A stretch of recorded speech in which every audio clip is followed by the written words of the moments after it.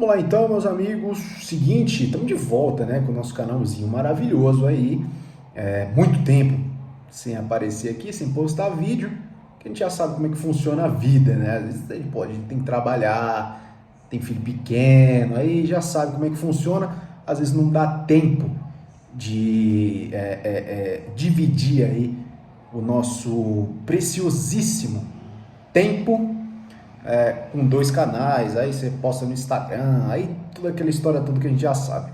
Mas estamos de volta, né? Agora vai começar aí as fases mais, digamos assim, entre aspas, fases finais dos campeonatos, aí chegando dali a pouco aí no mata-mata da Libertadores, dali a pouco tá chegando aí as oitavas da Copa do Brasil, as fases aí derradeiras de Campeonato Brasileiro, etc e tal. Quando o campeonato agora, né, começando a se desenhar, Campeonato Brasileiro, no caso, as equipes aí tendo mais aí aquela sequência de jogos e tal, a gente vai conseguir desempenhar e falar um pouco mais sobre as equipes, falou? Então, se você está chegando agora aqui no Alex Sport Clube, inclusive, já segue aqui, já deixa o botão de seguir aqui, de se inscrever no canal, é muito importante aí para a gente dar um sprint inicial ou pelo menos retomar, né, nossos vídeos aí para falar sobre futebol e aqueles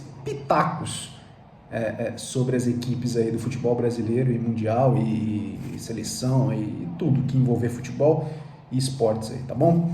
Então vamos lá então, é o seguinte, o Flamengo tá dando uma goleada, metendo 4-1 no Vasco, mando de campo do Vasco. E assim, cara, eu não consigo entender esse time do Vasco. Não dá para entender esse time do Vasco. Porque se você for olhar individualmente, não é um time ruim. O time do Vasco não é ruim. Sabe por que eu digo isso? Porque tem peças individuais boas.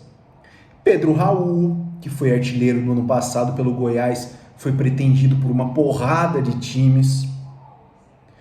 Tem o Puma Rodrigues, que é da seleção uruguaia. Foi convocado agora pelo Bielsa. Tem aí o Jair, ex-Galo, que também foi aí pretendido por muitos times nessa última janela. Acabou indo para o Vasco. O Vasco, com esse patrocínio, digamos assim, da 777, né? Depois que virou SAF, cara, eu não sei o que acontece. Porque muitos torcedores do Vasco acharam, não, que agora virou SAF, agora a gente vai brigar por títulos, a gente vai jogar muita bola, que não sei o que e tal, contratamos bons jogadores, estamos formando um time legal, estamos com o Barbieri aí, que é um bom técnico, fez até uma boa campanha quando esteve à frente do Bragantino. Mas hoje, os torcedores que torcem para times que acabaram de virar SAF têm que entender uma coisa. A SAF não foi feita, cara, para você vencer títulos. Infelizmente. O time, quando ele vai virar SAF, é porque ele está fugindo da falência. Pode ser meio impactante isso, mas é a realidade. Aconteceu com o Cruzeiro. O Cruzeiro estava de mal a pior. Estava perigando cair para a Série C. Acho que foi 3 anos na Série B. Se não virasse SAF e não tivesse um investimento do Ronaldo, não tanto, mas ele, querendo ou não, melhorou o time, não sei o que seria do Cruzeiro. Então o torcedor que tem um time hoje que é SAF tem que entender isso, colocar isso na cabeça. Infelizmente, o time ele não vira SAF para vencer títulos da noite para o dia. Não. O time vira SAF para fugir da falência. Essa que é a grande realidade, tá? E para mim, é isso aí que eu vejo no time do Vasco. Apesar de ter um bom time individual, cara. Não é um time ruim.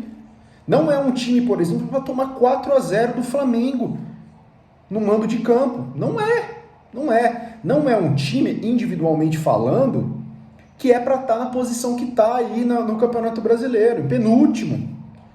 o Campeonato Brasileiro. Não é. Vocês entenderam? Então, às vezes, eu não entendo o que acontece com o time do Vasco, cara. Às vezes, eu sinceramente não entendo. E pelo lado do Flamengo, o Flamengo não tem nada a ver com isso. Tá se reestruturando com o São Paulo agora, tá conseguindo fazer o Flamengo jogar. O Gabigol não jogou hoje e tal, mas jogou o Pedro. Ayrton Lucas jogando muita bola, um dos melhores laterais esquerdos do Brasil hoje, tanto que foi convocado para a seleção brasileira. Fez 2 gols. Não sei se aí o juiz, o árbitro aí vai colocar na súmula como gol do Ayrton Lucas ou gol do Pedro, mas teve a sua importância ali no jogo. O segundo gol dele foi muito bonito, ele tocou lá, saiu driblou o goleiro, jogou para dentro do gol, foi um belo gol. Um bom jogador, merecedor aí também da sua convocação para a seleção brasileira, tá?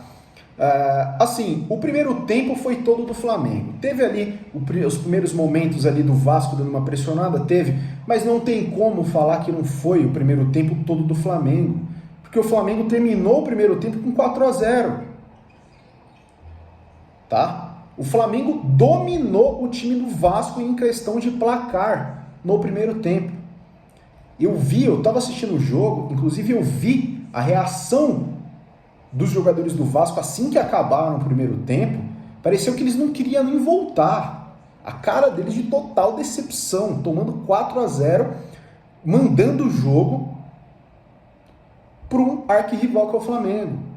Isso também é outra coisa que não pode acontecer. Para mim, em clássico nenhum. Nem Palmeiras e Corinthians, nem Santos e São Paulo, Palmeiras e São Paulo. Não, assim, não pode acontecer esse tipo de coisa. Tomar 4-0 no primeiro tempo pro seu arquirrival, para mim já é bem complicado isso, cara. É uma situação aqui, quando chega isso é porque o negócio tá feio mesmo. Nem quando o Palmeiras estava muito mal em 2012, tomava saraivada do Corinthians, que estavam bem, estava ganhando Libertadores e Mundial. O time do Palmeiras ia lá e fazia jogos dignos, até ganhava do Corinthians naquela época, não tomava saraivada nem por um caramba do Corinthians. Então, para mim, quando chega a tomar esse tipo de goleada assim, poxa, cara, tem alguma coisa que não está funcionando. E é o que me parece que acontece com o time do Vasco. Apesar de boas peças, parece que o coletivo do Vasco não funciona. Não é a mesma coisa que a gente pode dizer do Flamengo, né? Que também voltou para o segundo tempo aí e tirou o pé, tá? O Flamengo tirou o pé. O Vasco começou melhor, ali o ímpeto até os 20 minutos do segundo tempo, teve um pênalti ao seu favor, tá? Eu quero saber de vocês do pênalti, porque eu não sei não, hein, cara, meio discutível esse pênalti que deram pro Vasco, tá? Mas é muito claro que o Vasco não teria forças para, sei lá, buscar o 4-3, ou pelo menos aí tentar chegar perto do placar. Tava muito claro que o Vasco não teria forças para isso. Tentava jogar a bola na área, a bola passava do Pedro Raul e tal, mas não conseguia ser efetivo para tentar pelo menos diminuir o placar. É isso que eu vi do jogo. Flamengo melhor no primeiro tempo, tá? No primeiro tempo melhor, virando o jogo 4-0, não tem como falar que não foi. Depois aí, tirando o pé no segundo tempo, o Vasco indo para cima, mas sem forças para reagir. Tá? Foi isso que eu vi do jogo.